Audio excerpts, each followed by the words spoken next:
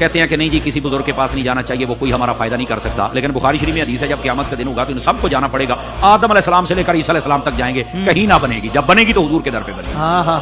تو کہتے ہیں وہ تو قیامت کی بات ہے، یہاں دنیا میں منع ہے۔ تو میں نے کہا جو کام دنیا میں منع ہے تو وہاں رب تبارک و تعالیٰ کا سارے جلوے وہاں موجود ہوں گے، تو وہاں پر کیسے جائز ہو جائے گا؟ مجھے بتائیں نا، جو یہاں شرک ہے وہ وہاں بھی شرک ہے، تو جب یا رسول اللہ کہنا یہاں شرک ہے تو پھر مدینے میں چل کے کیسے جائز ہو گیا؟ ہمیں اس بات کی سمجھ نہیں آئی۔ اور ویسے بھی اگر کہتے ہیں کہ یہاں دور سے تو آپ سنتے نہیں ہیں، تو میں نے کہا اگر نہیں سنتے تھے دور سے تو کربلا سے امام زین العابدین کا قصیدہ پڑھو نا رضی اللہ عنہ، آپ نے کیوں فرمایا یا رحمت للعالمین ادرک لزین العابدین، آپ نے یہی لفظ یا کے ساتھ ہی پکارا تھا۔ اور مسلمان جب جگہ یمامہ لڑ رہے تھے تو وہاں پر پہلے جب جنگ شروع ہوئی نا تو پتہ نہیں چل رہا تھا اپنے کونے پر آئے کونے، داڑیاں ایک جیسی، پگڑیاں، لباس، انہوں نے کہا جی نعرہ تکبیر لگاؤ، نعرہ تکبیر لگا، انہوں نے بھی نعرہ تکبیر لگا دیا، اب پھر پہچان ختم ہو گئی۔ دوبارہ جب آئے تو صحابہ کرام نے کہا کہ بھائی اب نعرہ تکبیر نہیں، اب لگاؤ نعرہ رسالت، یہاں یا محمد اور یا رسول اللہ کہو، یہی تو اصل فرق کرے گا کہ اپنا کونے پر آیا کون ہے۔